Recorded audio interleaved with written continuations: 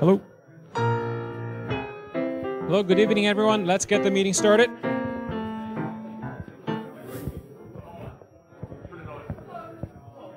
Yes, good evening. Let's get the meeting started. Now that we're broadcasting live, we have to be on time. We got an audience waiting online. My name is Paul Markov. I'll be your host for this evening.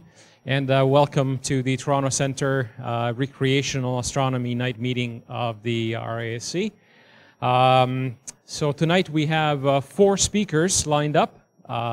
We still expect to be out of here around 9:30 or so.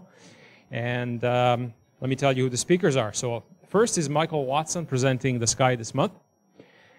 Then we'll have Chris Vaughen, Making Lemonade. Tips, tricks, and targets for observing the full moon. Then we'll have Jim Chung, the world's first dual solar and lunar International Space Station transit capture. Sounds very interesting. And then finally, Ron Macnaughton will wrap things up with a sunset. That's the title of his presentation. All right, so without further ado, I think I'll call on our first speaker, Michael Watson.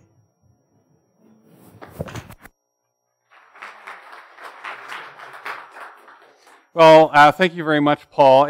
It's been actually, I think, a year or more since I've been here doing the Sky This Month, and I should say, and this isn't any slight against you, Paul, but the next month is actually going to be a fairly crappy month for stuff actually happening in the sky. No perigee moon, no eclipses. We're sort of halfway between the seasons, but we've got a really interesting couple of things coming up. And of course, this is the year of Mars, the closest approach since 2003. And so I'm going to talk about a number of things that I've talked about before. And so the Sky This Month. And what I've done is I've taken it from March 21st. Today, the day after, well, we're now into spring, which of course is why everybody's wearing t-shirts and shorts. My God, it's just unbelievable what's been happening the last month or so, right to the end of April. So it's sort of 5 weeks. And oh, yes, on April 30th, I will land in Melbourne, Australia for a month there, including about a week right in the outback during New Moon. Oh yes, that is the, I think everybody understands what that is, the constellation Monoceros, still visible, so we'll talk about that. Anyway, we all know that the weather is terrible and has been, and I thought that I would do this graphic of what the sky has been like. All right, and that's what we generally have had until the last couple of nights, I guess it's fair to say. I've shown this before, but it always startles me. And that is mean cloud cover over Toronto, and you can see it from really, essentially from the end of October all the way through to just about the end of March. We got more than 50% cloud cover, and all of that, of course, is at night when we want to be out, and we really start increasing now. And so, as we get into As we start getting into the spring, I'm always starting to be hopeful in March that we're going to get some clear skies. This time last year, I actually had 2 dark sky observing nights up in Algonquin Park in February and March.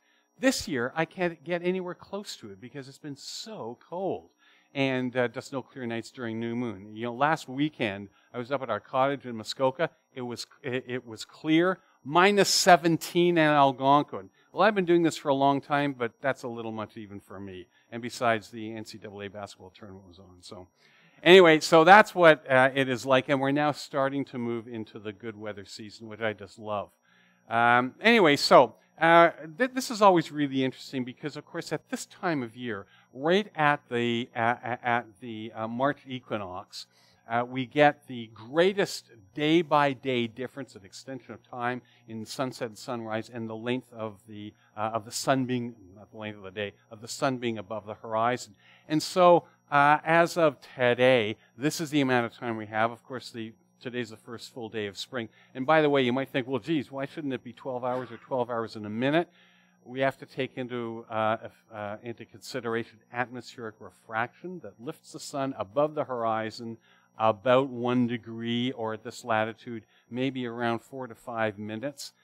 So what that means is that we've got slightly right on the equinox, a little bit longer than 12 hours of daylight.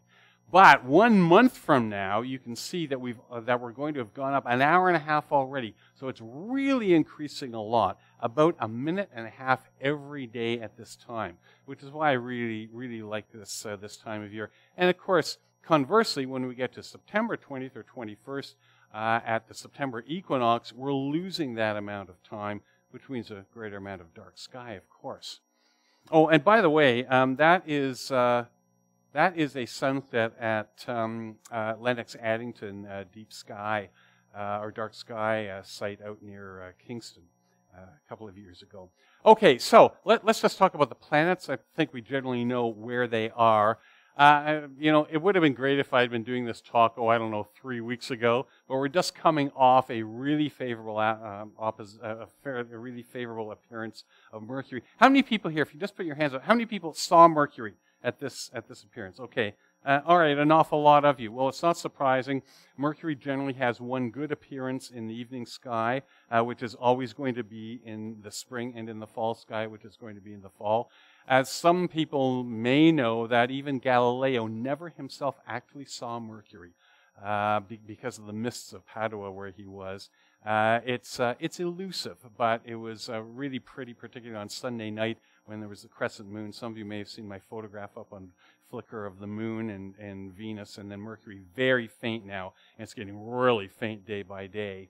But it's coming off a favorable appearance, and even just by next week it's going to plunge down, and it's going to be really invisible until it reemerges on the other side of the sun in the morning sky in April.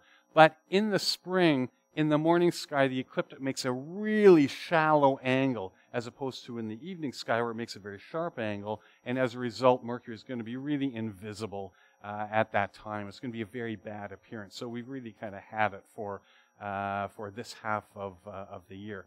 Venus is going to be dominating the evening sky now for a month, absolutely for a month. Although it's small in size, it's going around from inferior conjunction, it's wending its way around the other side of the sun, and so it's actually fairly small. There was a really good approach. This is one really interesting thing. This is going to be, next week. An interesting and really close conjunction of Venus and Uranus will be seen only in telescopes, of course, because Uranus right now is about magnitude 5.9, but it'll be about a 3-second diameter, nice little blue disk in a fairly dark sky. And of course, Venus is brilliant, so that's going to be pretty interesting to see. And it's not going to be until August that it gets to its greatest elongation of 46 degrees from the sun, which is the maximum, well, 47 is, that it ever gets from the sun. So just to review sort of what's been happening, so this is using Dave Lane's Earth-Centered Universe, which is my favorite planetarium program. So the sun, sort of mid-twilight, about 8 to 9 degrees below the horizon, and you can see the path of Mercury there. This then, where it is right now, that was just about 1 week ago. That was that's actually tonight. And then you can see that Mercury is actually really already faded. It was approximately magnitude minus 0.5, so it's really starting to fade now, even as it gets larger in diameter and becomes a very thin razor. And so in 5 days, it fades by 2 magnitudes. It's increasing in diameter just a little bit, but it's really fading. And 5 days after that, it's just unobservable because the sun actually has moved up, or to put it another way, Mercury is actually further, closer to the sun. And then by April 1, it's in conjunction with the sun. So over the next couple of days, really, that's all we're going to see. So this is kind of a review of what Mercury and Venus looked like over the past couple of weeks. Now, Venus does pass close to the Pleiades, and this is just over the next very few days, and we're supposed to have decent weather. We're not getting the apparently 1/3 of a meter of snow that Washington and New York are getting, although I think that actually part of that in Washington at least is because of the Stormy Daniels lawsuit, but that's a different story. They're getting a couple of different storms. Anyway, so Venus gets close to the Pleiades, and it's always fun to see Venus and the Pleiades in the evening sky as twilight ends. We get it every 2 or 3 years, and so you see the Pleiades. I've been asked to use the little pointer. The pointer isn't working. Sorry?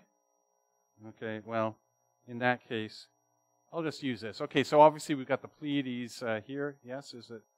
Okay. Okay, and Venus progressing as we see 2 days by 2 days up in this direction, and so it's going to be I think a really a nice apparition. Uh-oh, why isn't this going? The clicker isn't working anymore. Somebody help me. God, you can just imagine if this happened on, August 21 last year.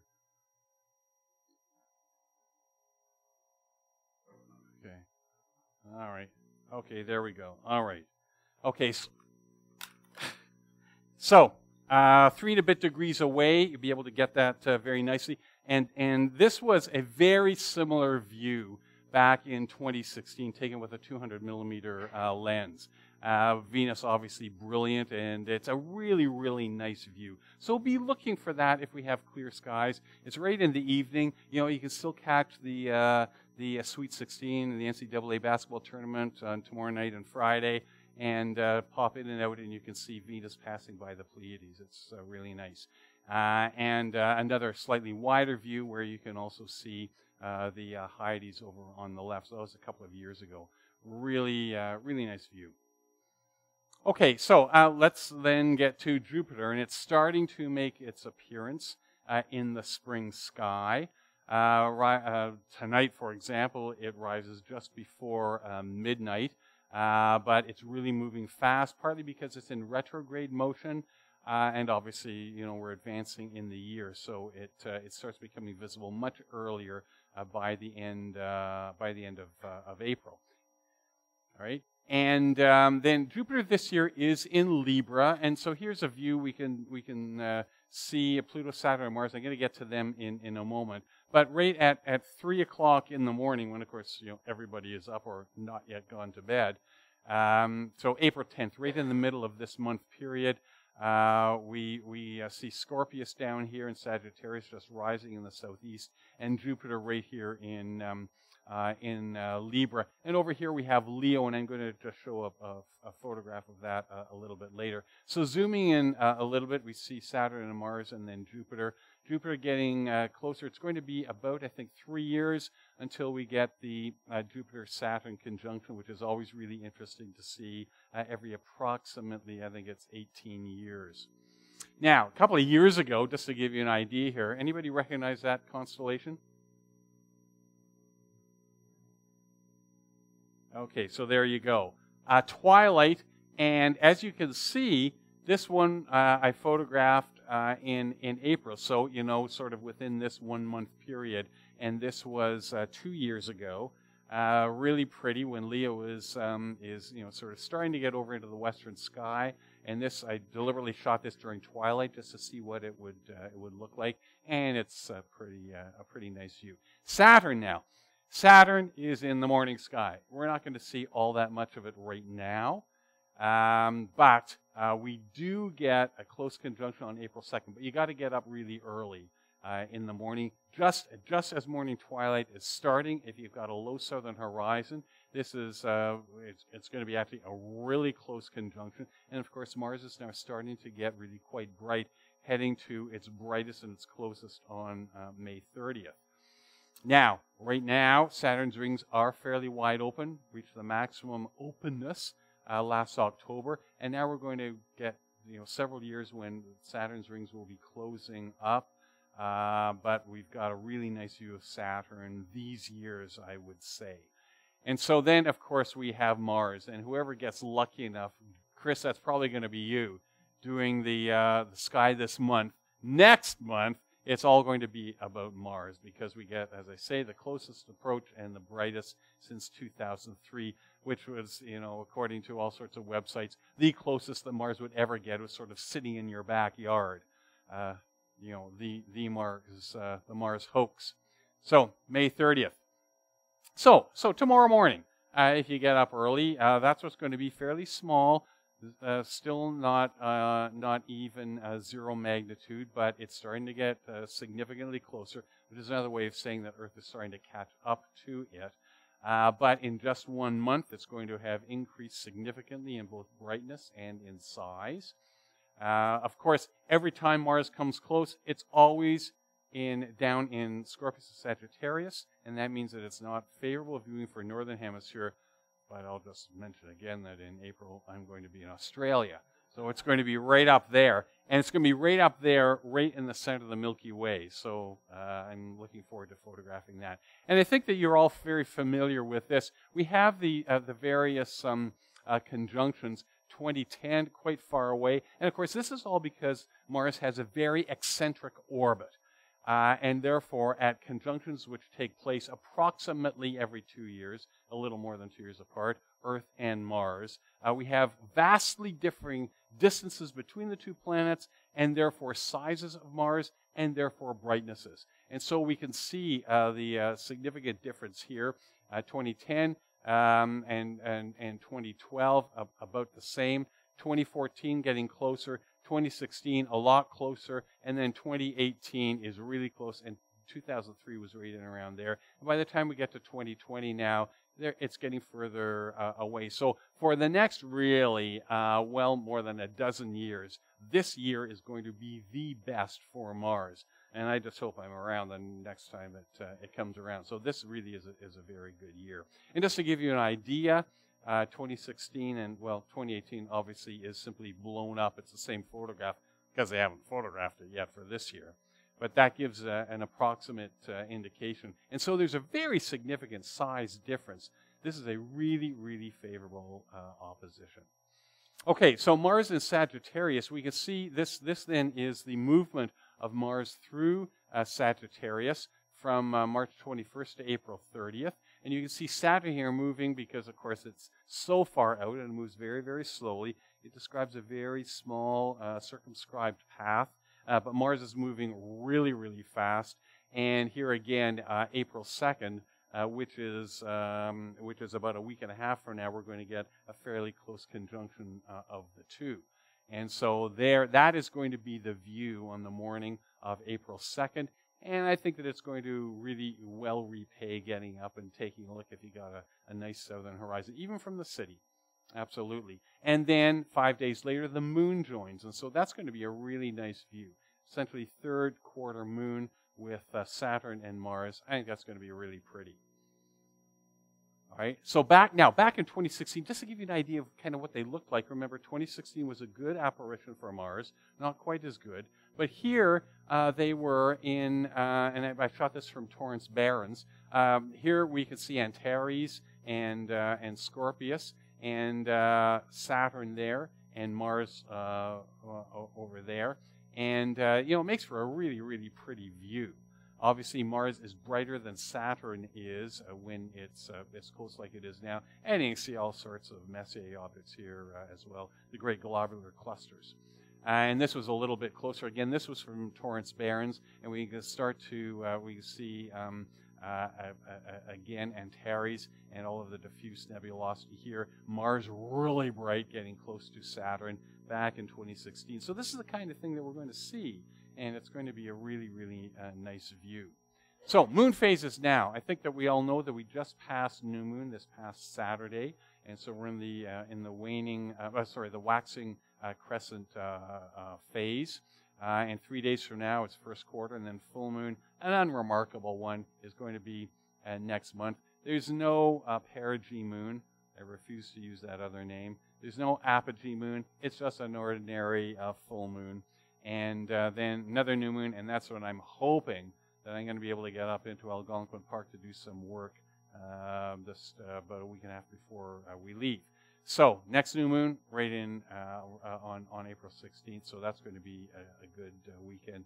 And then May 15th again. And so what I like about this time of year is that is the waxing crescent moon. Because the ecliptic makes such a steep angle with the horizon, when you have the waxing crescent moon, it stands very high above the sun and very high in altitude. Now, in some years, about 9 years from now, it's actually going to be better because it's going to be north of the ecliptic. Right now, it's south of the ecliptic.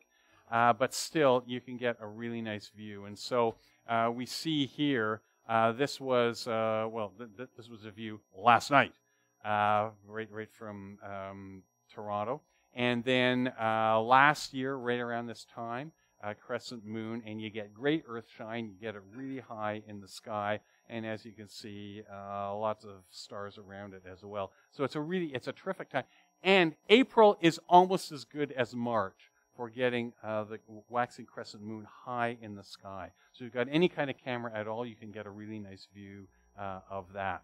Now, we don't get anything like this. This is the perigee and the apogee full moons, and that is approximately the difference between them. As Neil deGrasse Tyson said, it's trying to determine, discern the difference in size between a 14-inch pizza and a 15-inch pizza held at about 30 meters distance. Okay, you try to do that. I'll have that little piece, please, over there. Okay, now something else that we do get, however, in the middle of April is a really nice view. By this time, the Pleiades and the Hyades will have sunk. This, again, is kind of mid-twilight, and we get the moon joining Venus. Venus is moving very, very quickly in the sky, and so we get a really nice view there on April 17th with a waxing crescent moon. And then just to give you an example, here is a photo of Moon, Mars, and Venus back in November of 2015. It's actually not that good a photo of the moon. It's kind of hazy and so on. Obviously, we have Venus there and Mars, but anytime Venus and the moon get close, it can be a really, really pretty view. The moon is passing fairly close to Aldebaran on March 22nd. You can see it's about 3 hours after it will have glided past Aldebaran. And therefore, it won't be absolutely the closest approach because the sun will still be up. Further east, it'll be better. But just to remind you, last March we had the grazing occultation of Aldebaran. Randy Atwood and Betty Robinson and I went out to Mississauga to observe that and saw a graze, and those are successive images of Aldebaran just being grazing past the almost first quarter moon. Then the moon also comes fairly close to M44, the Beehive cluster in Cancer, which can make a nice view. Although it's a gibbous moon, and so there's going to be a lot of light flooding into the sky. This is a photograph from a couple of years ago, I guess, that I did of the Beehive with its two bright guardian stars. It's kind of in the middle of nothing, and so you might as well take a look at that. At this time of year. There's only one even decent occultation in the next 5 weeks, and that is of 16 Leonis, which is a naked eye star, 5.3. And so I'm looking forward to that because actually it's just before midnight, and it's only 6 days from now. So that's a fairly decent one to see. And then the moon is actually in the middle of the Hyades on April 18th, and that should be a really nice view for any photographers out there. A 200-millimeter lens and just a few seconds exposure will catch that, and it'll be a really, really nice view. And so, okay, so that's the moon, the planets, but also, obviously, we've got our constellations. And this is a photograph taken around the same time 2 years ago, with Orion starting to set in the west. This is also from Taurus Barons, taken in April. And so let's take a look and just remind ourselves about what is out there in the sky. And what I'm talking about really is between sort of mid-twilight and midnight, when everybody who at least is still working and not retired has to go to bed. And so in the northwest, we still have Auriga here, and Capella, Bright Star, and of course all of these great open clusters, which I just adore. M's 30, 6, 7, and 8, the three of them fairly close together, and then their companion over the border into Gemini is M35. So those are and those, because they're open clusters, you can see those from in the telescope from the city without too much difficulty. Although obviously a dark sky is really great for that. And so from a darker sky, but this actually is April, after twilight ends. and we get, and you can see there, just toggle back and forth. So we have Capella here, and then the familiar figure of Auriga with the three open clusters there. And so you can still see that really, really nicely this time of year. Because it's fairly far north in the sky, you can also then start to see it again in September toward morning as it's starting to rise again in the northeast. It's one of my favorite constellations for that. And so now we get, this is a 200 millimeter lens view, the three open clusters as well in Auriga. Really pretty, and with quite different personalities, as you can see. M38, much more broad and sort of diffuse, and much fainter. M36 and 37, more concentrated and close to naked eye visibility. And then taken through the 6-inch refractor, you can see that they look quite different. So I really like these optics, and it's a great constellation. And then again, I like shooting these in evening twilight. It's really quite pretty to see this. And here we have Canis Minor and Gemini, and with Procyon here, and then the Beehive. And then one that is not known quite as well, I think, M67, but it's a really pretty little cluster that I really like looking at when the Beehive is up. So we see, well, actually, sorry, this is M35, and then another one that's not known nearly as well is NGC 2156. And these you can see with a decent telescope from the city, again, because they're open clusters. Okay, and now, so Orion, obviously, this is not taken from from Midtown Toronto, but Orion is still visible, starting to set in the west, and we're all familiar with the Rosette, and then Barnard's Loop. This one was I shot from Algonquin Park. I think it was last year, actually. And so this, all of this is still visible. There's one a couple of years ago setting in the west. And, everybody knows these. I actually like shooting these fairly wide angle so that you can see the relative positions of all of these. The belt of Orion, Mintaka, Eldalam, and Alnitak. We see the Zeta Orionis Nebula, a very different color than the nebulosity that produces the Horsehead Nebula. And then, of course, we get both reflection and emission nebulosity in the Great Orion Nebula. So I really like seeing that. Yeah, pretty views. I do like these actually a lot. And a couple of years ago, that was a bit of an experimental shot through the refractor. This is just a series, by the way, of 1-minute exposures. Some of you have seen this photo before. Okay. And then the Rosette, and this is hard to see. You really got to be out into a dark sky. But if you get out there, you can see it, and you can actually see it in binoculars. Not with the colors, obviously. Only the camera shows that. And then our great nebulosity around the Pleiades. This was from last year. Okay, so this now 2 years ago. It's really interesting how Jupiter moves. We know that Jupiter has an orbital period of almost exactly 12 years. It's 11.86 years. So every year, it's moving essentially one constellation to the east. And so 2 years ago, it was in Leo, and it was passing through sort of southern Leo, and it made a really, really interesting view. And so obviously, this is very well known. The lion's head in Maine, and the hindquarters Denebola, and Jupiter was down here. So it makes a really, really interesting view, and now it's moved over to constellations. However, if you get into a dark sky, we know that Leo has 4 of the really great Messier galaxies, and those are M's 65, 66, and then in the 90s as well. And what's really interesting, and this was actually a little bit of an experimental shot as well, shot through the 5-inch refractor, and go backwards here. And so if these are easy to see in really any size telescope if you get into a dark sky.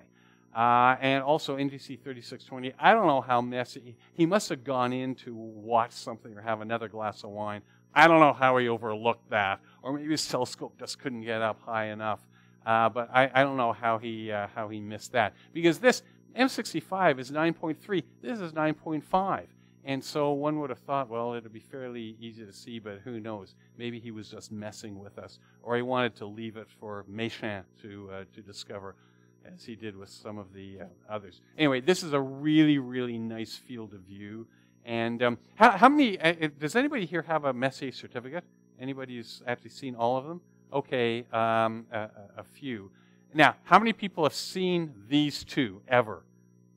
All right, a bunch more of you. They're really, really pretty. And of course, they are just the prelude to the great Virgo cluster of galaxies further to the east. Virgo and Ursa Major. And of course, it's Ursa Major where we have M51 as well. So I'm just about going to finish up, but we can't forget the northern constellations out of the Milky Way and away from the ecliptic. And what's this one?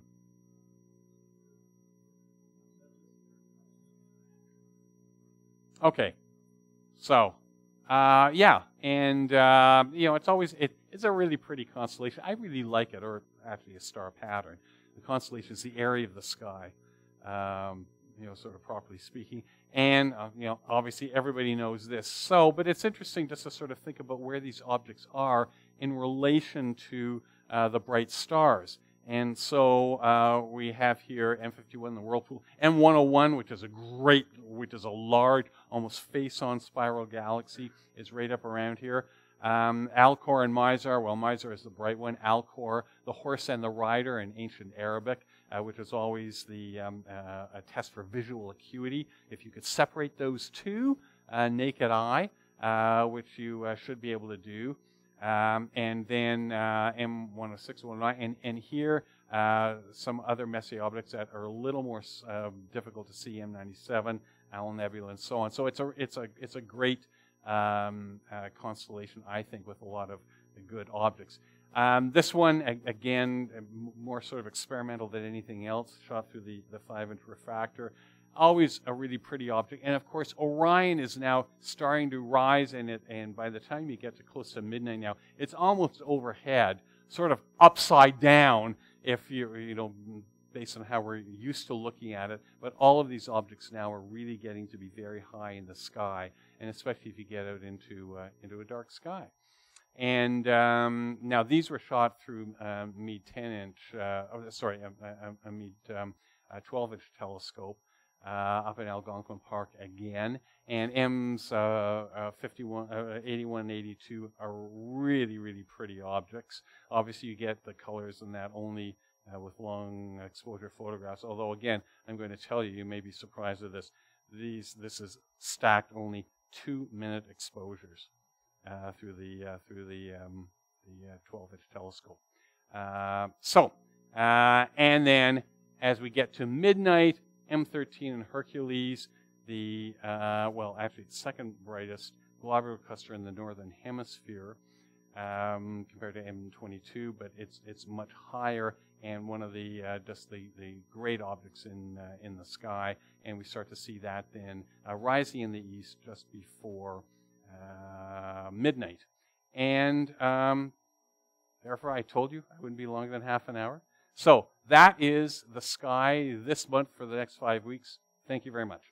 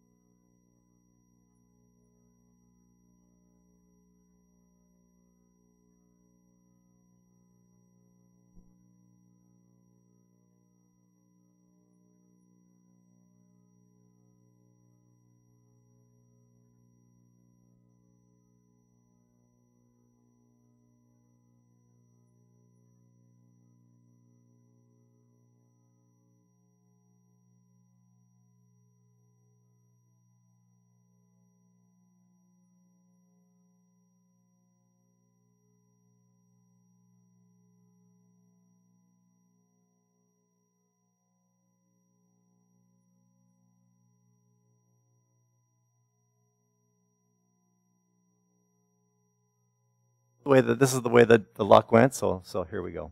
So this talk originated because last fall I had a number of requests for public star parties and limited number of clear nights, and I got into a bit of a traffic jam.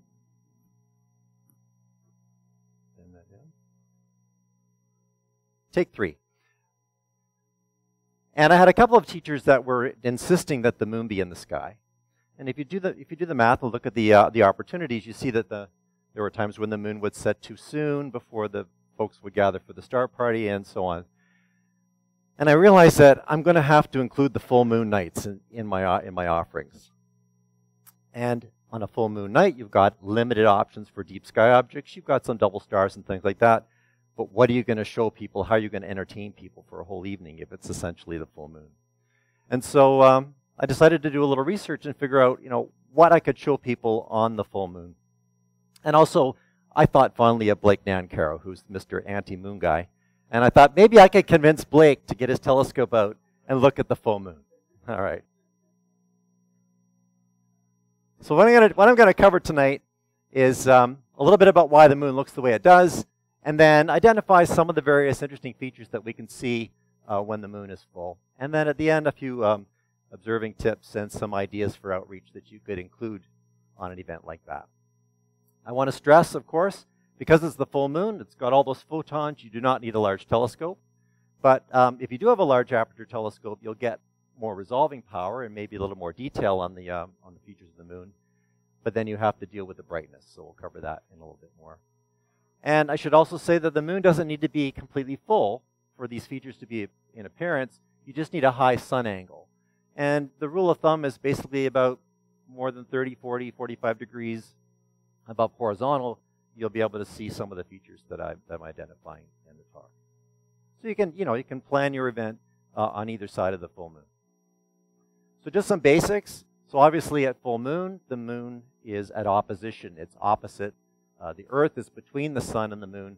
And that geometry results in that the moon's Earth-facing hemisphere is being lit by sunlight that's impacting the moon at basically 90 degrees, vertically onto the surface. And that produces a lack of shadows, and to some people, a boring look on the surface of the moon because there's no topographic effects and shadows and things to make it dynamic looking. So it does look a little flat, but when you look a little deeper, there's more to see. So here's Michael Watson continuing to grace us with his pictures. And at the full moon, the differences in brightness and darkness that we're seeing are not caused by shadows. They're being caused by differences in albedo or reflectivity of either the geology of the moon or the textures of the surfaces on the moon. And that allows us to see things like ray systems and volcanic deposits and other things that we'll get into. So a little bit of background, a little bit of history to start with, why the moon got to be the way it is. So shortly after the creation of Earth, maybe within about 100 million years or so of the creation of the Earth, something the size of Mars or so slammed into the Earth and tore off a whole bunch of the Earth's crust, and the heavy parts of the impacting object sunk to the center of the Earth, but the lighter parts and the outer parts of the Earth that were torn off went into orbit and eventually coalesced to become the moon. And this is a neat little graphic that was put together by Emily Lakdawala at the Planetary Society. So what you've got here is if I can get the mouse to work. Got the lunar timeline here. So formation is about 4.5 billion years ago. GA is the abbreviation for gigayears, or billion years. And then we've got the history of the moon going up from there. So from about 4.5 billion years to about the midpoint, around 3.7 billion years ago, we had the period of late heavy bombardment, when there was a lot of extra junk floating around in the solar system and smashing into each other like a giant pinball machine. And the moon was pounded and pounded by these objects. And the larger objects started to produce these large circular impact basins into the moon. So here are the major impact basins labeled on this graph, starting with the oldest. and then ending with the most recent one about 3.7 billion years ago, the Oriental Basin. The little curved arcs here are the graphic to indicate how the amount of cratering of the other features sort of is dropping off over time. And then about 3.7 billion years ago, the heavy bombardment came to an end, and something triggered a bunch of lava flows from the interior of the moon out onto the surface, where the molten lava filled in the low areas of the moon and created what we find today as the Maria regions. So if you combine the deep basins with the volcanic flooding, that would combine to give us the Marias that we see today on the moon. And it's not clear whether something started the volcanism to occur at this point in the moon's history, or whether it was happening earlier, but it was just overwritten by the other events. But in any case, for about 700 million years, we have this era of lunar volcanism. And that came to an end, and then we get into sort of the recent history, which is the so-called Copernican era of the moon, and that's where a lot of the major bright craters that we're seeing today were placed on the surface. And note that on this time scale, this represents half of the moon's history, just about in the upper stage here. So here's where we're left with today. We've got the moon with a small, meager core in the center, and then a mantle around it, and then a lot of lightweight material that floated to the surface to produce this crust, and probably due to the tidal interaction between the Earth and the moon. And by the way, the tidal locking that the moon exhibits, the single face towards Earth, actually was set up within about 10 million years of formation. It happened very, very early in time. So when that all happened, we ended up with a situation where we have quite a thin crust on the near side of the moon and a much thicker crust, maybe twice as thick on the far side of the moon. And in geophysics, we use a term called equipotential surface, and that's basically what sea level is. If water has the ability to flow around an object and come to its own level, that's called an equipotential surface. And you can see on the moon we have no water, obviously, but the liquid Maria ended up filling in all the low areas and followed this sort of quote-unquote sea level on the moon. That's sort of the way it works. So what we're left with then is this is just a graphic to show some of the major features on the moon that we'll come back to in a few minutes. But whoops. Essentially, we have the white regions on the moon, which are called the lunar highlands, made of one type of rock, and then we have the dark Maria that are flooded with the lunar basalt from the volcanism. Now, as I'm going to be telling you a little bit about where things are located on the moon's surface, it's a good idea to maybe understand the convention of how coordinates work on the moon. It's not intuitive, which you'll see in a minute. So by convention, east is the direction where the sun rises on a solar system body. Okay. North is on the same convention as the Earth, and you can use the right-hand rule for that. So if you curl your fingers and put your thumb up, your fingers are pointing to the direction of the orbit, and your thumb points north. So if the moon is orbiting the Earth or orbiting the sun, that way, north is up. The equator is defined as the circle that's orthogonal to the axis of rotation.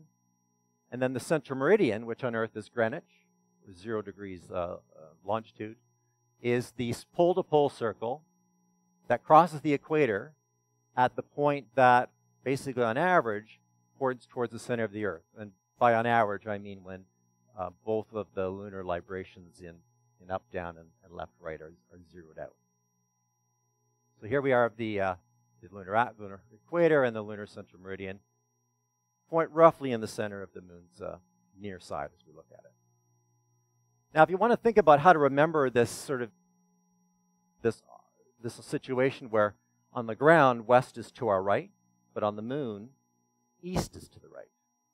So just think of when you're looking at the moon as if you're looking at a map, a road map, where north is up and east is to the right. Simple as that. And if you want to see the actual origin point for the moon, you can look for what I'm calling Wilma's smile. So I see a lady in the moon. I see her hair. Looks like a Wilma Flintstone. And so this is the corner of her mouth. That's roughly where the center is. And I think that's where the future lunar Hilton will be built. So you can have the Earth suspended overhead of the pool. And just here's a close-up view of the same location on the moon. If you want to take a look, there's a tiny little crater called Bragg, and the 0, 0 point for the moon is located south of that. You need lots of magnification to see this because that's only 3 arc minutes across. But if you're keen to try to look for that, that's something you can try. All right, so what we end up now is looking at the moon visually. And by the way, you may have noticed that I had icons on the screen indicating the type of visibility of the various objects. So I have an eyeball for visual, binoculars for binocular objects, and telescope for close-up magnified objects. So the anorthosite is the white rock on the moon. Has anybody read Artemis? Andy Weir in Artemis talks a lot about this mineral called anorthite. But actually the moon is made of the rock anorthosite, which contains the mineral anorthite. And it's essentially a calcium aluminum silicate, which is light and stiff and bright.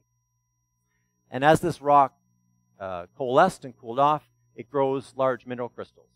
And it's related to the same pink feldspar you have in your granite countertops, the ones that you can see the big crystals on it. So that's what makes it, that's part of the reason it's very shiny and very stiff. And then we have the basalt, the dark basalt-filled impact basins that range in thickness from about 1 to 4 kilometers. So they'd be about 4 kilometers in the middle, and then they taper off to a thin edge. And they got their names back in 1651 by this Jesuit priest, Giovanni Battista Riccioli. And he, at the time, because everyone thought that those were water features, then he used the theme of weather and water to give the names of the various Mare. And the Mare are, as I said, are filled with this volcanic basalt. And if you want to see what the astronauts saw, I brought this Earth basalt, which strongly resembles what you would have picked up on the moon. So if anybody wants to come up and see this piece of Earth basalt at the end of the talk and get a feel for what was collected in those Mare. So the Mare is actually Latin for sea, and then the smaller features were thought to be lakes, swamps, and bays. So we get Lacus, Palus, and Sinus for the naming. And because the Mare are so young and relatively uncratered, they were very benign as landing sites for the Apollo missions. So what I thought I'd do briefly is sort of explain what the Apollo missions were, where the Apollo missions were sent. And you can, at your leisure, then pull out your binoculars or your telescope and look in those regions of the moon. Obviously, you will not be able to see the lunar module or the footsteps or the tracks of the rovers, as some people might think. But it's still fun to look at sort of those areas of the moon and understand, what was going on there. So Apollo 11 was sent to the Sea of Tranquility, and it was mainly sent there because it was near the equator, which was sort of on the plane of the orbit on the trip from Earth to Moon. And it was thought to be a relatively safe, flat region where it was safe for the lunar module to land. And also because the Mare Tranquillitatis is a darker color than the other Mare because it's enriched in titanium. And because it had a different style of basalt, they wanted to sample that basalt. Apollo 12 was sent over to Oceanus Procellarum, otherwise known as the Ocean of Storms, another fairly flat, safe site. But in this case, they were hoping to be able to pick up some of Copernicus' ejecta. Unfortunately, they didn't get any.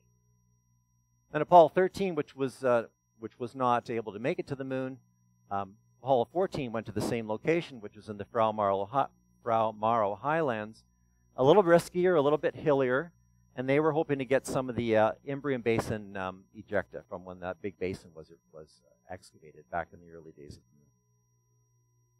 And Apollo 15 was sent up north. It's near Hadley Rim of the Apennine Mountains, where that curved edge of Mare Imbrium is. And they were looking for more complex geology, a mix of the highland rocks, the Imbrium Basin rocks, and crater ejecta.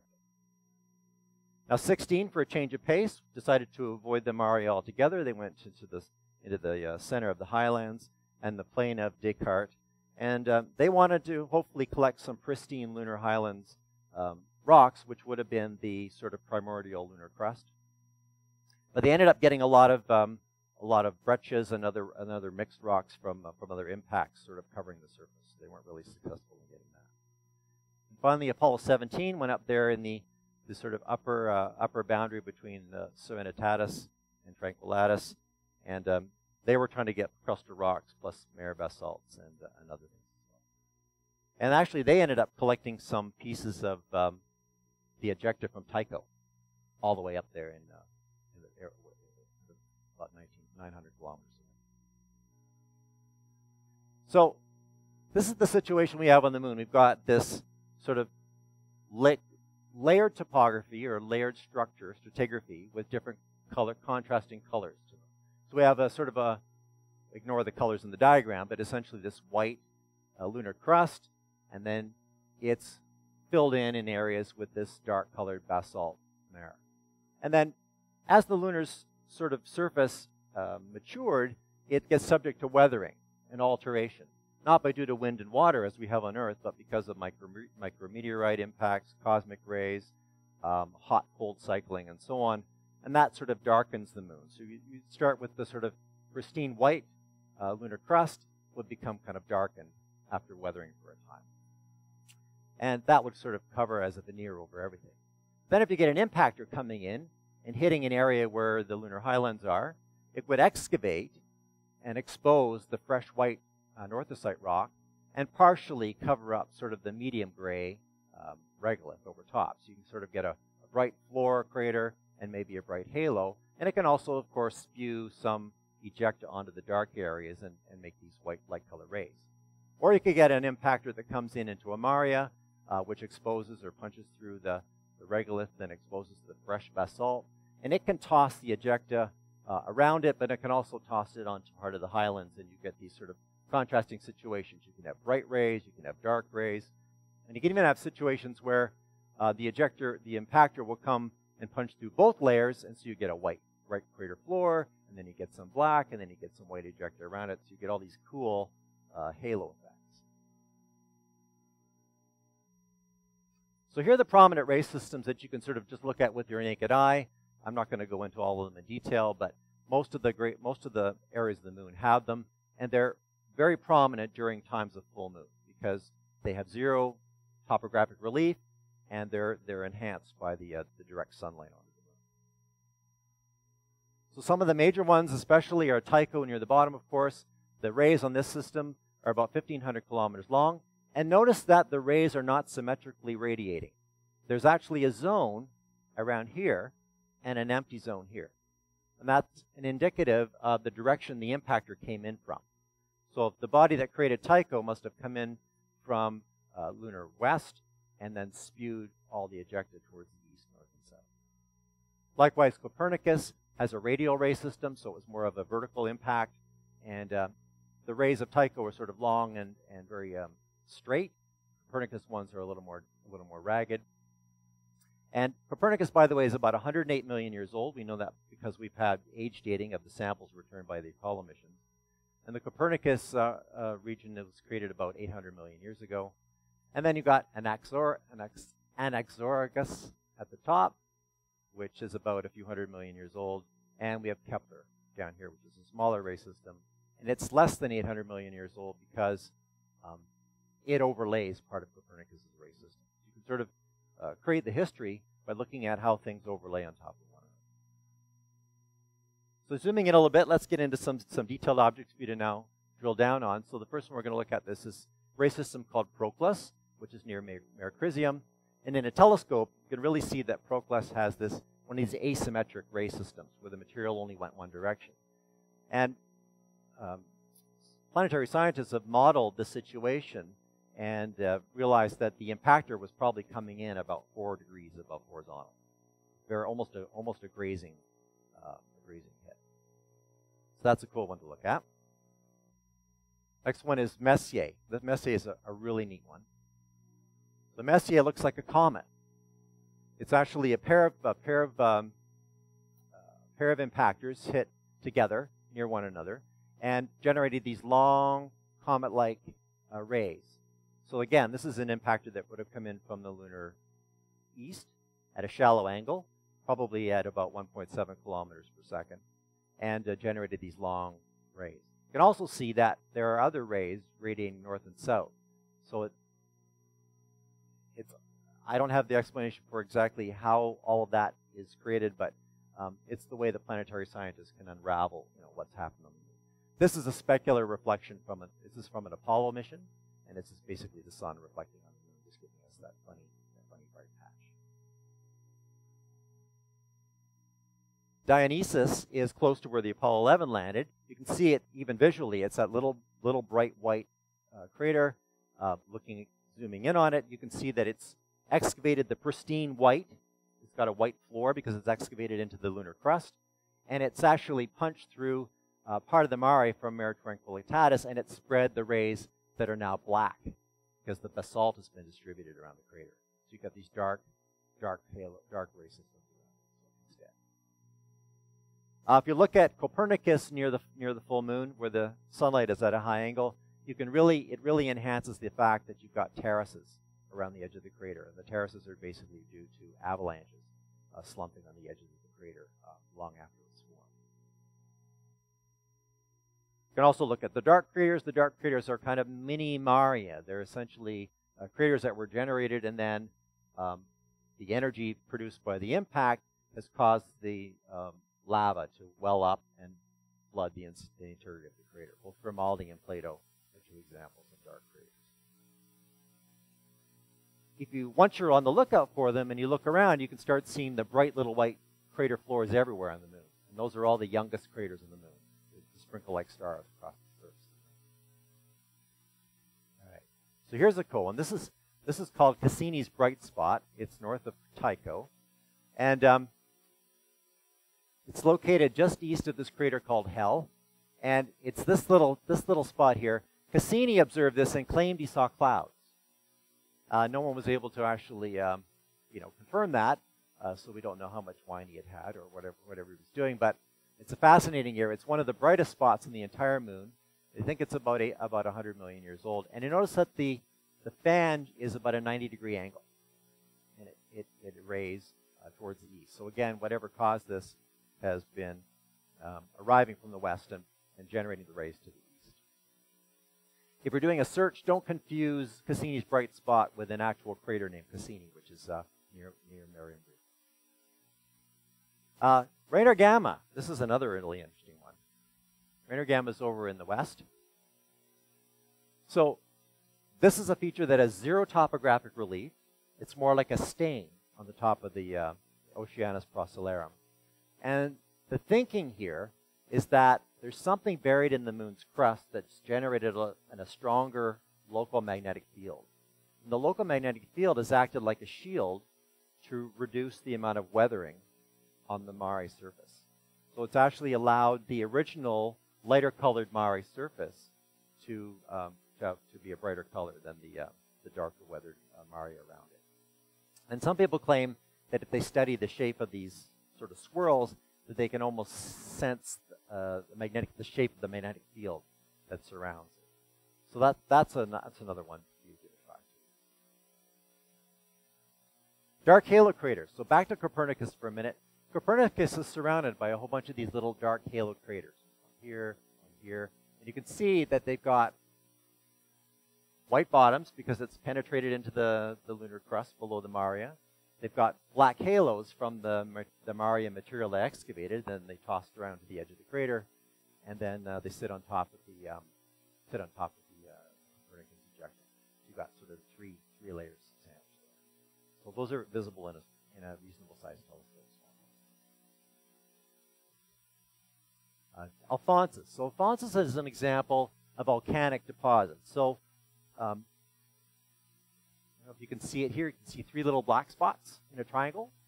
Well, those are visible in maybe your naked eye, but certainly in binoculars.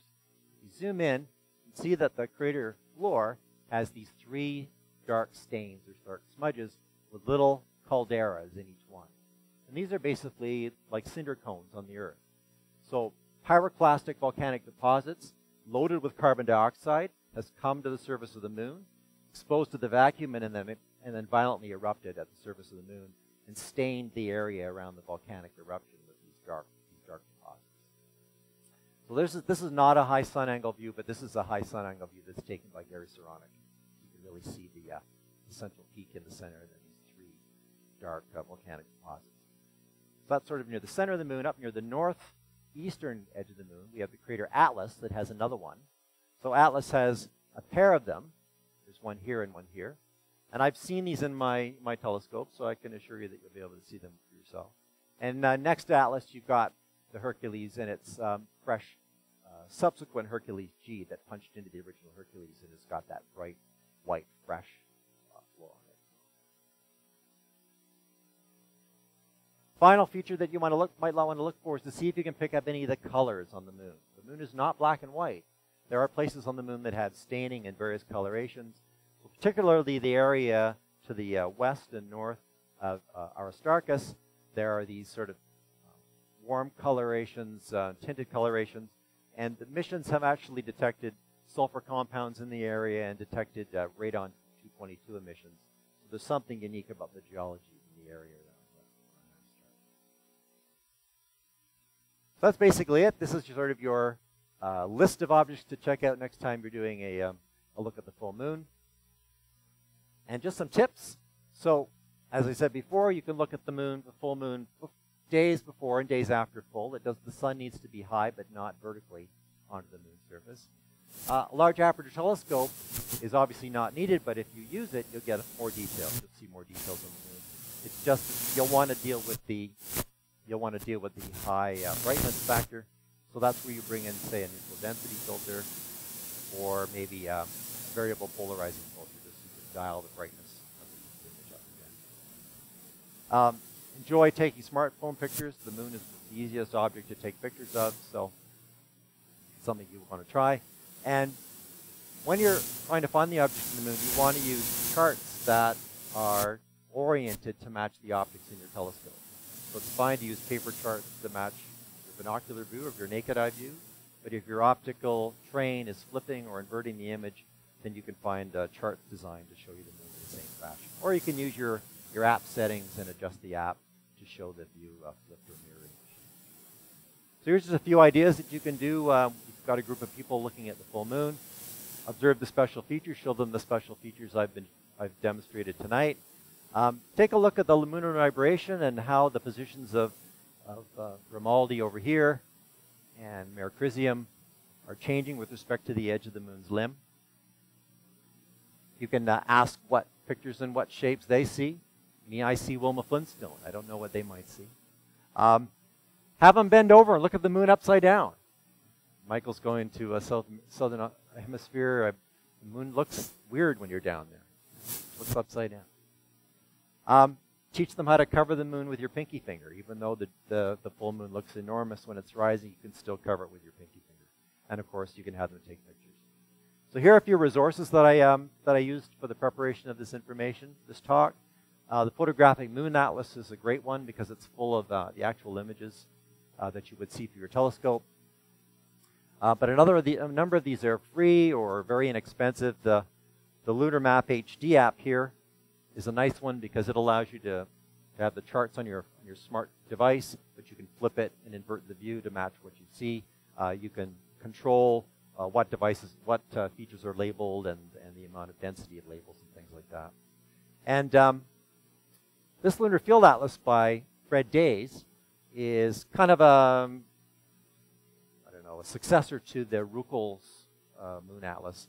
It's a similar style, but it's a free download, and you can actually pick what version you want. You can have regular moon, inverted moon, flipped moon. He's got it all prepared for you. So, hopefully next time, Blake, you'll pull out the telescope and look at the full moon. No? Yes? You don't have to admit it? No witnesses? So the next full moon is March 31st, Blake. And set up your telescope and take a look. Thanks a lot.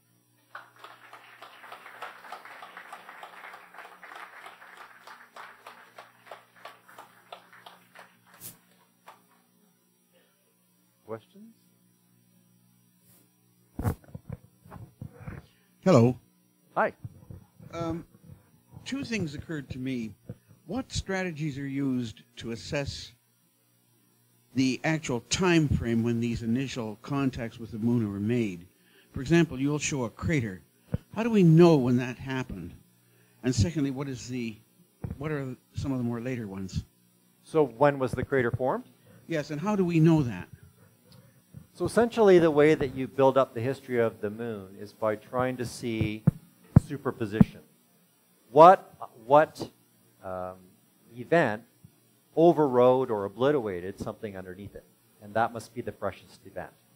So by sending astronauts or robotic probes to the moon and collecting samples, and you can take a piece of rock that you've brought from the moon, and you can radioactive age date it. So you can tell quite precisely when it was crystallized, when it was formed. So the Apollo astronauts were able to collect, albeit only 6 places on the moon, but they were able to get accurate ages for those parts of the moon that they visited. So we know that Tycho was created 108 million years ago because we've got pieces of the rock from that event. And then you know that if Tycho was spread ejecta over top of another crater, then that crater must be older, and so on and so on and so on. So it's complicated, and it takes a long time to work all this out, and it's why we need to go back and do more of this. But that's kind of the way it works, if that's clear. And the second part of the question, what was the most recent impact that you know about? Well, in terms of large impacts, Tycho is basically the most recent large impact. Every once in a while, somebody will report that they've seen a fresh impact on the moon. Mm-hmm. You can happen to be looking at the moon when it happens, but they're not generally very large because there's not a lot of large objects hitting the moon right now. They're mostly small objects. But that's one example of fresh. So if it's bright, it's likely fresh. That's the rule of thumb. Thank you.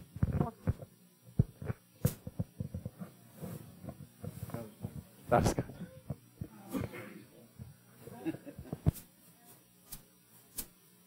Hang on a second. He'll get you the mic.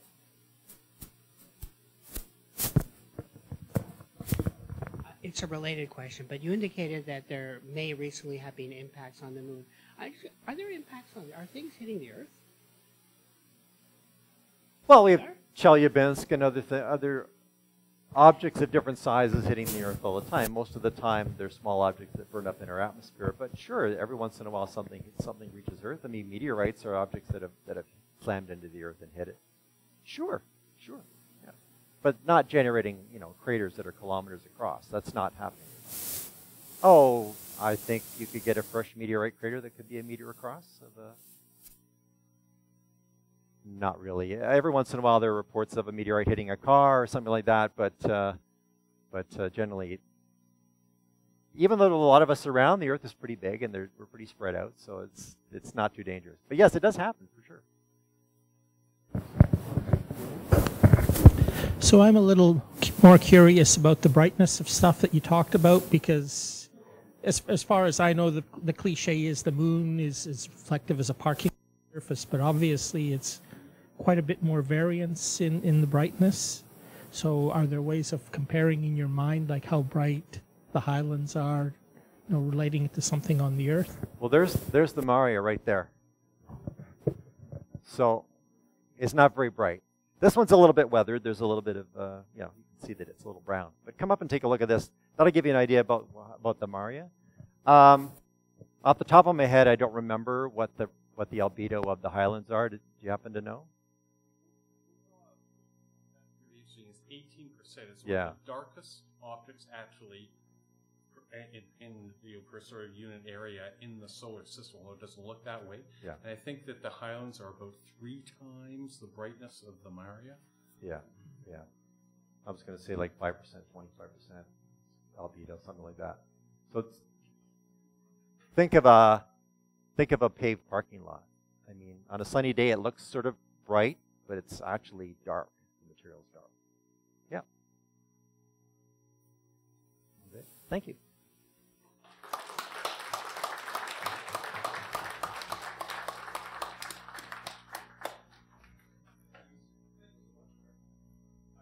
Don't like the moon, but that's pretty interesting stuff. I might just be tempted. All right, so our next speaker is Jim Chung, and he's making his way down. He's going to talk to us about an International Space Station transit. Some kind of world record, Jim? Or world first?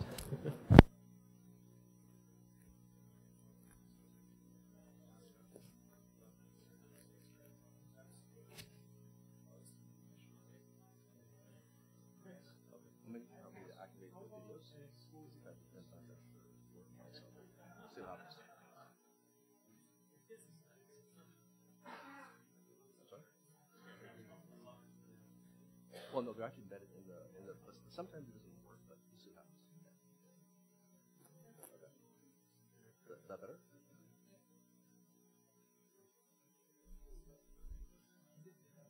All right, well, good evening. You guys hear me okay?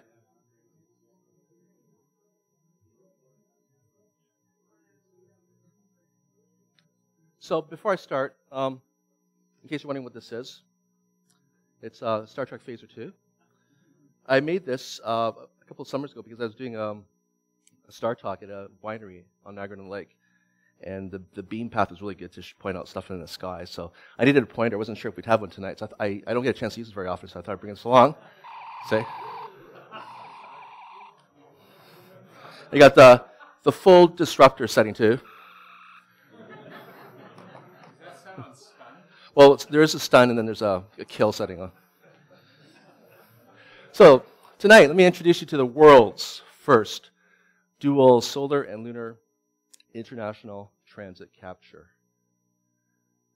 So a solar or lunar transit is simply the passing of a celestial body across the face of either the sun or the moon. And in this case, it's the space station that we're looking at. So back in 2012, I was very fortunate, along with several members of the Toronto Centre, to be at the CAO to witness the Venus solar transit. So this is my high-resolution image of that event, cropped, and obviously a once-in-a-lifetime event because the next time it happens, won't be around. My actual first International Space Station transit that I witnessed was of the full moon.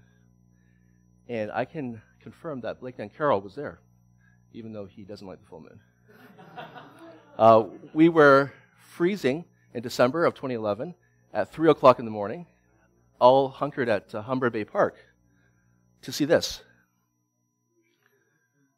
And you can see that's the little station right there.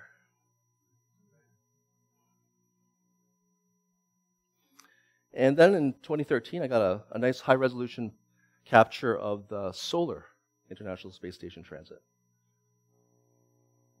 And you can actually make out the detail. You can see the solar panels, and some of the individual modules actually are visible in that shot.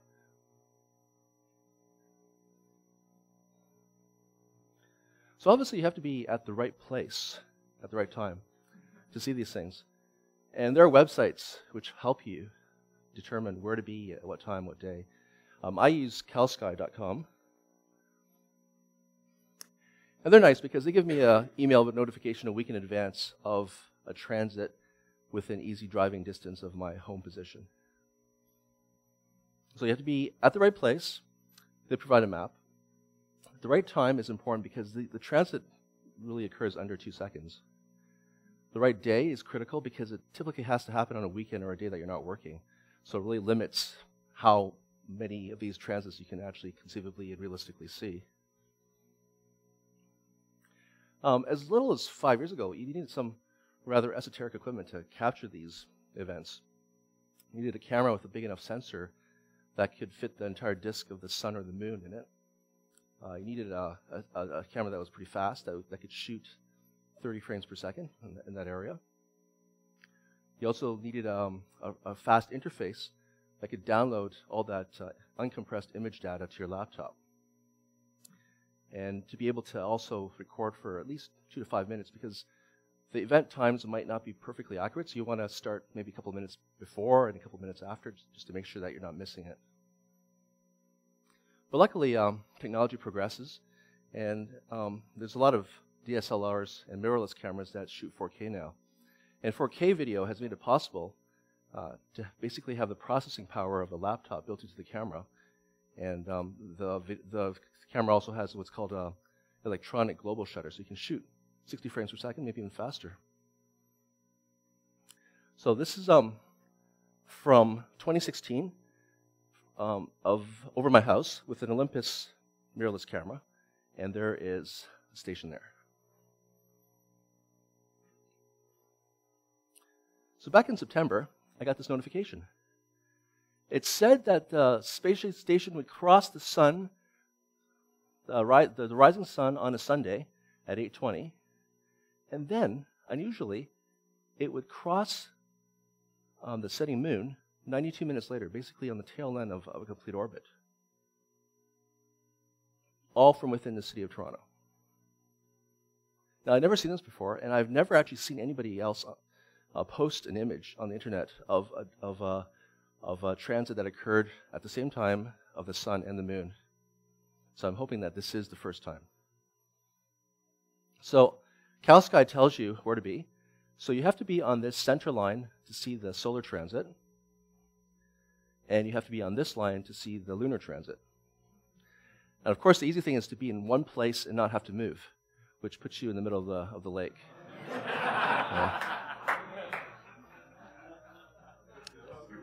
So luckily, you don't have to be exactly on the line. You could be within 2K on either side, and you still have a good chance of seeing it.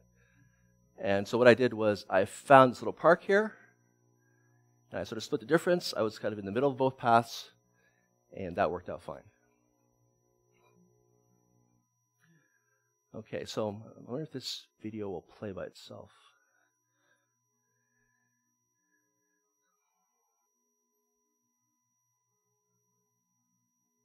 Is there like a little icon that's for the play button or something on here? Or? No.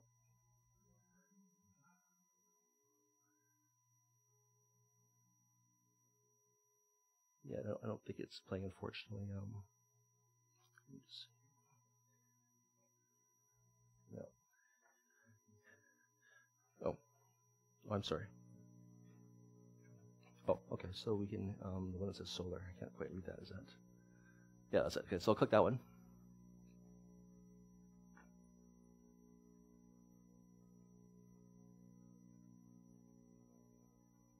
Sorry. I gotta get over here there. If we could put it in like in a loop, that'd be great, but I could just play it twice.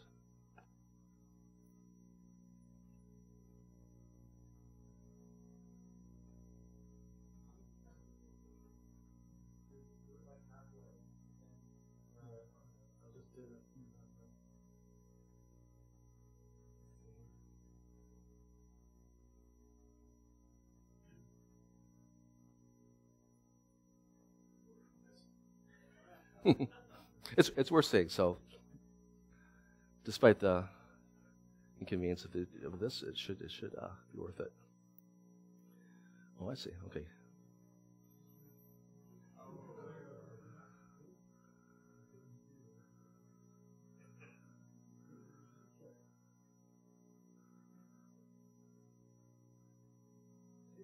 There we go. Okay. Wonderful. Thank you. Wonderful. Great. So you can't miss it. It's pretty easy to see at the sun. There it goes, and that's live. Yeah. So that's about 2 seconds. So we'll play that one more time.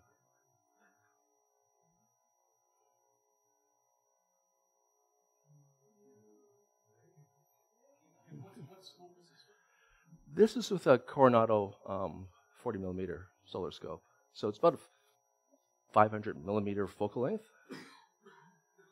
Okay. That was probably shot at 30 frames, but close, yeah. So I'll just collapse that in, and I just open up the. Okay.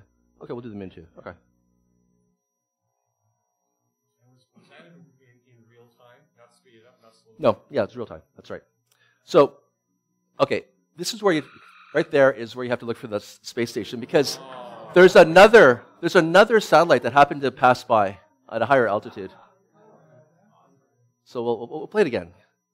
But what you need to do is sort of look in this area of the screen for it to appear. There we go.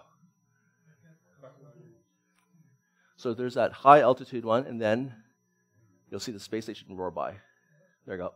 Oh, wow. Yeah. You're holding your breath the whole time? Yeah, definitely. Okay, so we'll go back to the slides, though.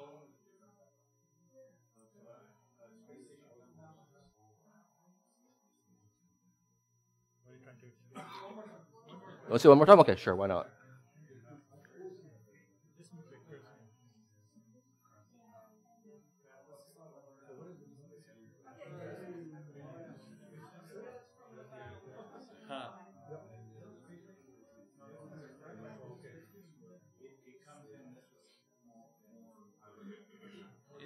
Jim, that obviously was with the Coronado, so what scope is that?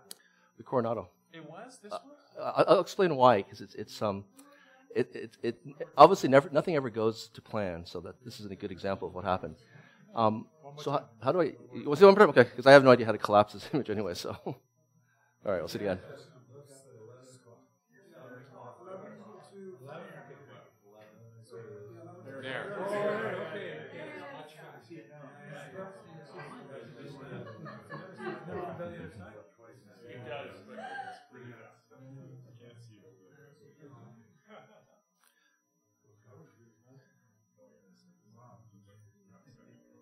Okay, and do I go back to the laptop to pick it up, or?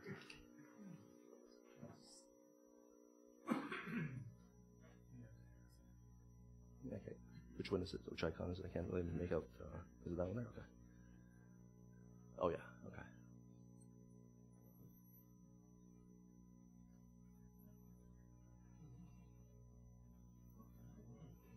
Oh, I'll just fast forward to them. Okay, so we'll just pick up where we left off here. There's not too many slides in this show, so it's okay.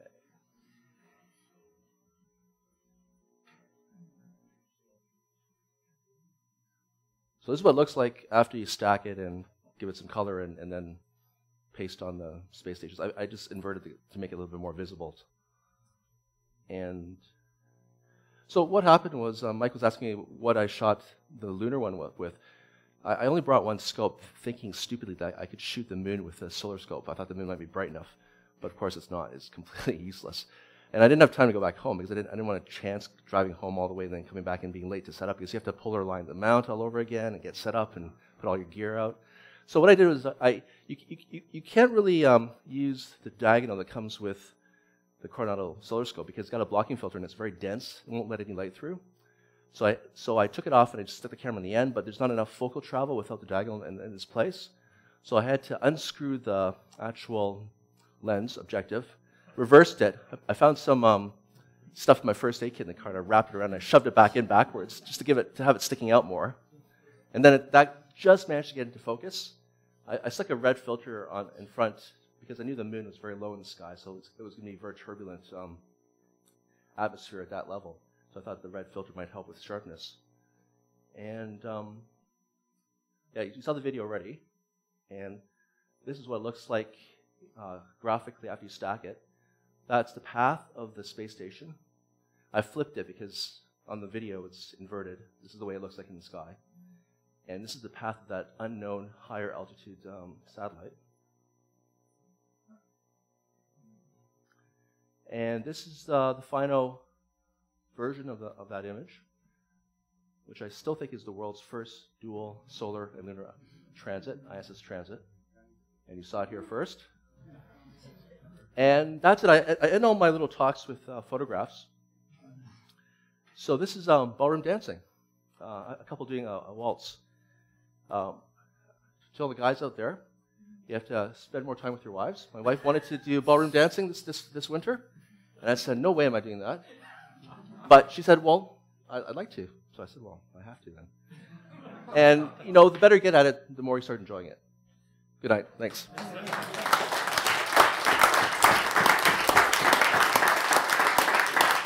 Any questions?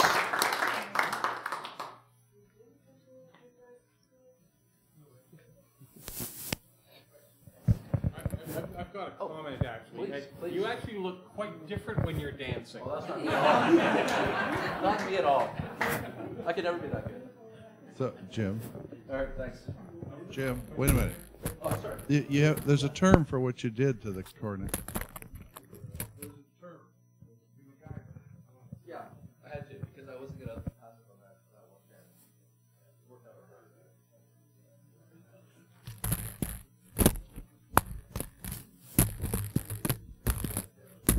Awesome. Thank you very much. Now, this stuff is kind of silly, but way, way, way cool. So, well done. All right, we have our next speaker lined up right next to me. Ron Macnaughton will talk about a sunset.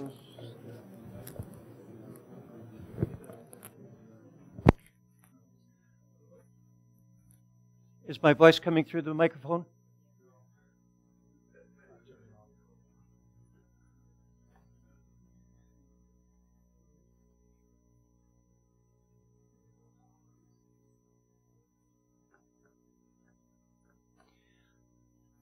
I volunteered to do this, not expecting to show it, but there were only 2 speakers, and then Jim came through, and anyway, it's going to be fairly short. And it's great to get back to observing. I find it a little cold for most of the winter, and I enjoyed my little bit of observing. Thank you. So I double-click the...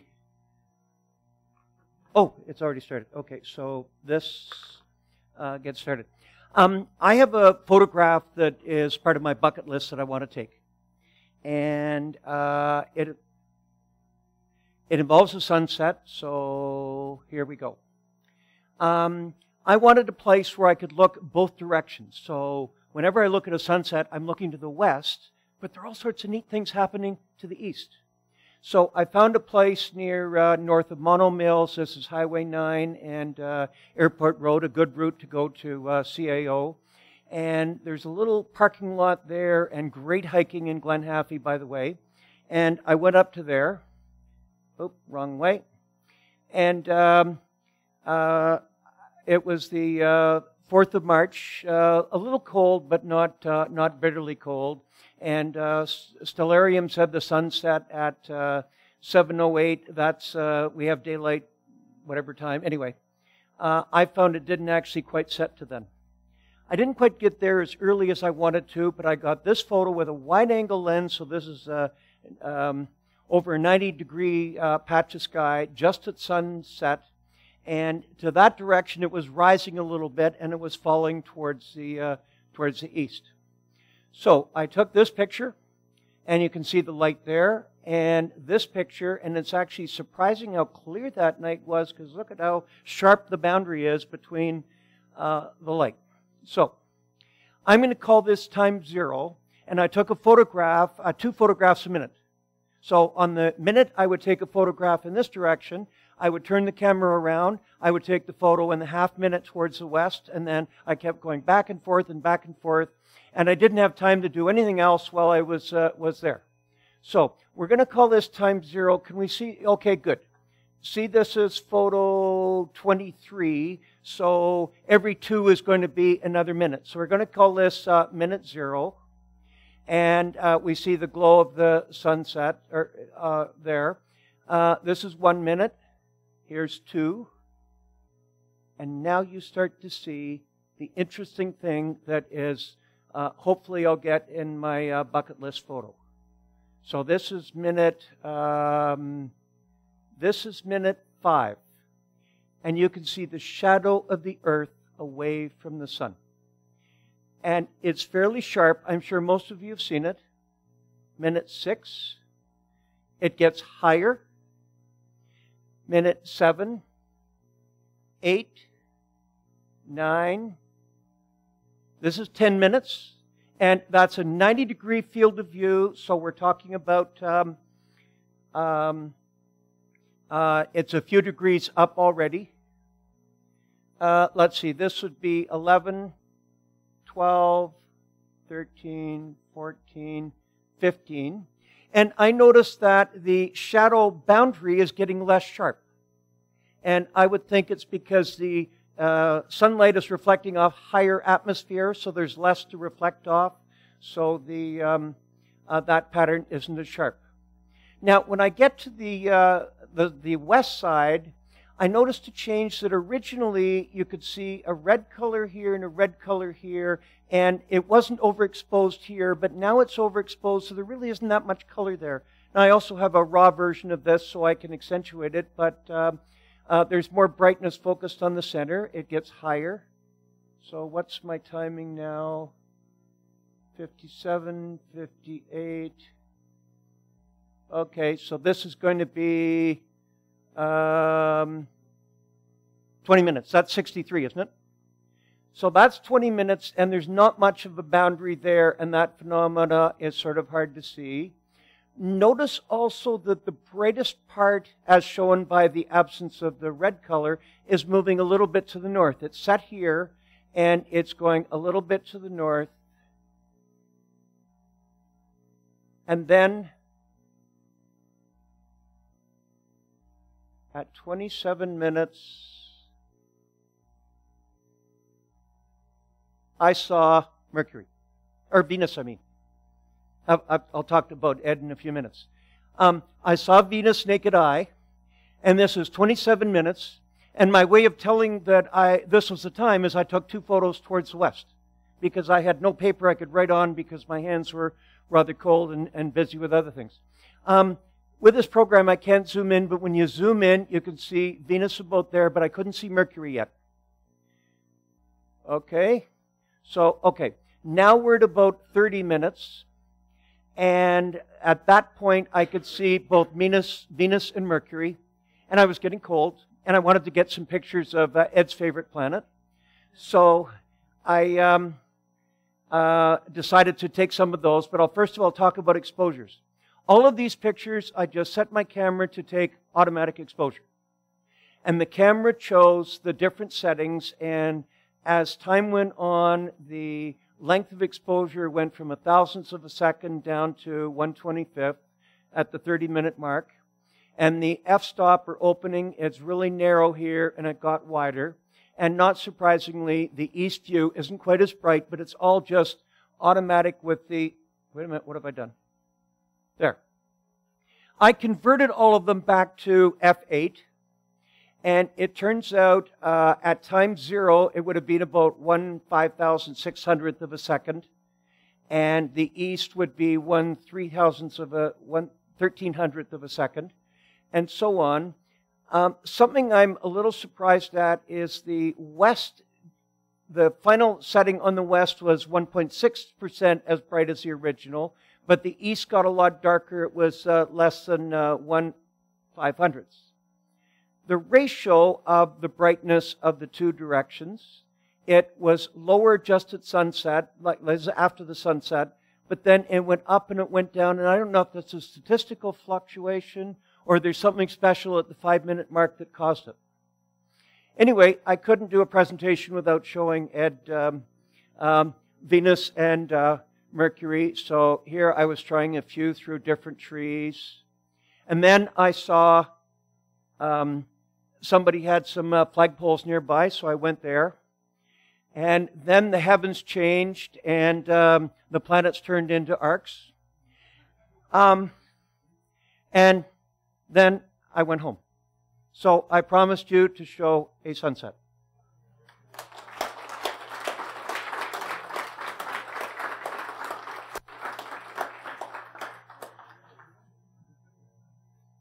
Yes? A couple of questions, Ron. First, what ISO setting did you use, and was it constant? 1600, all the way through. All right. And second, was it one camera and you just flipped it around 180 degrees? Yes, it was the same camera.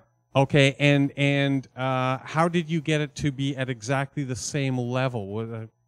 I took my Manfrotto mount, and it has a bubble level on it, and I leveled it. And the first picture I took of the actual sun was taken before I leveled it. Actually, that was handheld for that. And then I leveled the tripod, and I just flipped back and forth and back and forth. And I had my little personal clock, that little alarm clock, and every time it reached either the top or the bottom, I would actuate the camera. Okay, so I'm going to suggest a reason that you might have had that slight fluctuation, and that is that if the camera wasn't at exactly the same altitude, it was up or down a little bit, the sensor would read more dark or more light, and it would increase or decrease the exposure just a little bit, enough to give you that variation. Oh, so you're speculating maybe somehow or other the camera got tilted forward Well, or back? it was up or down. It would have to be only a degree or two, and the sensor then would read, because it's probably an averaging sensor, that it's either darker or lighter than it was, and that's how you can get, because it was a very big variation, but that could very well be it. Yeah. That's why I was wondering whether you had a panning, sort of a video, sort of pan head that would keep it at exactly the same level, but it may not have been, and a small variation will actually do that too. Yeah, it was just a Manfrotto mount. Yeah. Okay.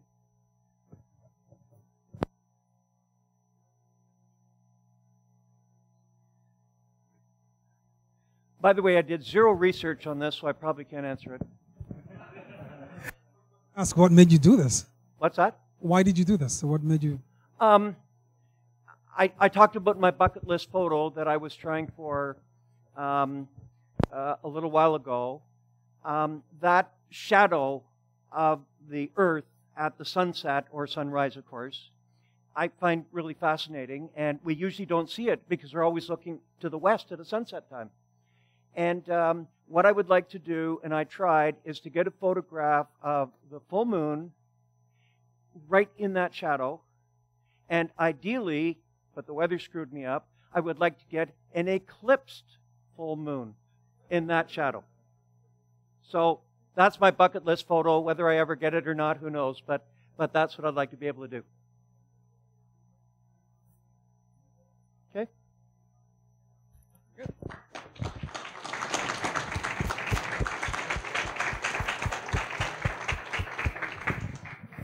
Wonderful. Thank you so much, Ron, for sharing this with us. And that concludes the speakers for the evening. Next is our president, Ralph Chu. He'll deliver the announcements for this evening. While we get set up here, Peter, you wanted to make a quick announcement of some flyers you have?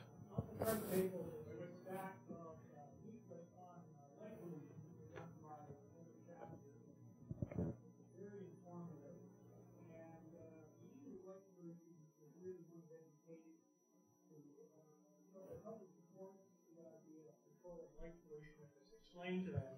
So it's really important to get this idea in front of people. So if you could please take a copy of this and or several copies of it and hand it out to people you know, I'd appreciate that. And maybe the extra ones can go into some collection that goes out at star parties and that kind of thing. Thank you. Okay, thank you, Peter. Okay, so announcements for this evening. How many people are here for the first time tonight? Well, we've got quite a few. Well, welcome.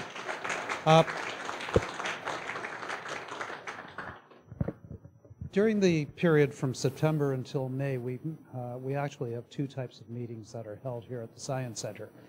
Tonight we had what we call the Recreational Astronomy Nights, and our next meeting is actually going to be what we call a Speakers Night, which is a rather more formal affair. So on April 11th, we have a guest speaker from the Earth and Space Science and Engineering program at York University, Jake Clues, and he's going to be talking about the search for water in the solar system. And so this is going to be roughly a 45 to 50-minute talk, followed by questions, and that'll be basically the entire program for the evening, unlike what we had tonight. 2 weeks after that, on April 25th, we have our next Recreational Astronomy Night program, and we will again have The Sky This Month, presented this time by Dennis Gray.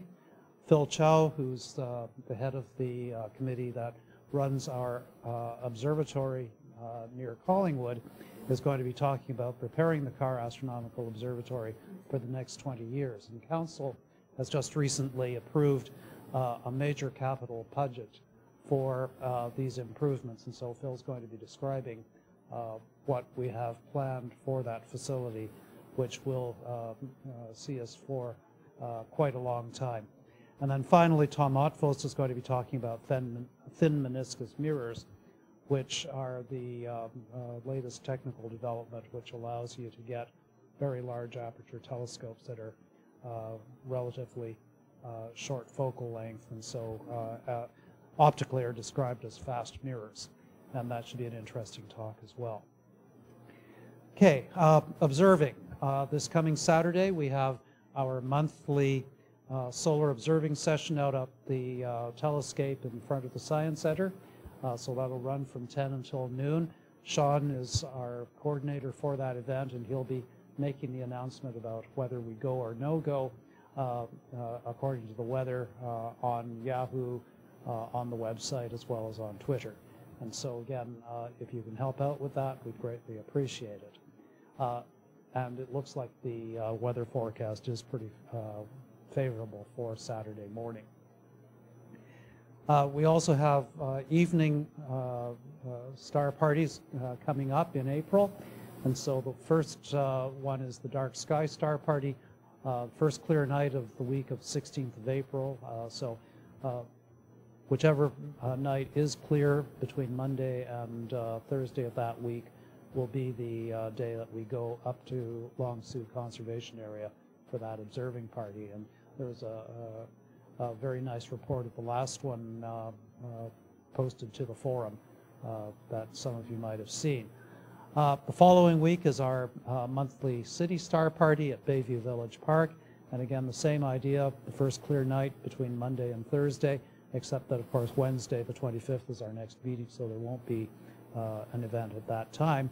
But Monday, Tuesday, or Thursday, the first clear night, will be the opportunity there. And again, whoever's hosting that event will make the announcements as well. Okay, we are kicking off the spring and summer outreach programs, and the first major event of that is going to be a return to the Millennium Square in Pickering. Again, this is on this coming weekend, so in the evening from 6 o'clock until 11 at Millennium Square, we have this program going on in cooperation with a local astronomy vendor out in that area. And these have been extremely popular, so if you're in the East End, this might be something for you to try for. And Peter? I was told on the website it says it's the Saturday. Yeah. Yeah. Yeah. So for people online, it is definitely Saturday so that we take advantage of Earth Hour, but during the rest of the year it tends to be on the Friday nights. But for this one event, definitely for the Saturday night. As we get further into the spring, there will be other major outreach programs going on here at the Science Center and elsewhere. And again, we'll be announcing those during the meetings and also online. Okay, we are going to need some, we are still looking for some help to work with the Facebook and Twitter feeds. Also, we do need some help with the website administration. There is some work that needs to be done on just maintenance of the website, and if you can help out with that, our current webmaster is Allard. He's in the back row there, and if anybody's interested in talking with him, he'll be happy to talk with you. So lots of things possible. Okay, the observatory, again, we hope that the road will be open soon. The town has to regrade it because with the winter thaw, there was a major excavation of the road bed, and they need to run a grader up there to fill in the valley. And once that's done, then we will be able to get up there onto the site. Otherwise, if you want to go up there now, you do need to park on the roadway at the top of the hill and walk in, and we'll let you know as soon as the actual road is open. But the site itself is available if you're willing to do the walk. Also, you will have noticed in scope that there's been some policy changes announced about the use of the observatory. So please take a look at that, especially if you're a first-timer or are thinking of becoming a first-time user. The other thing is that we do have the loan program for members to try out various types of equipment. You can borrow it from our managers, and I see that we've got all three of them here tonight. So again, if you'd like to talk with them about the possibility of borrowing equipment, they're available to talk with you. And finally, the meeting after the meeting, a few of us are going to be repairing to the Granite Brew Pub down at Mount Pleasant in Eglinton. and we'll hopefully see a few of you there this evening.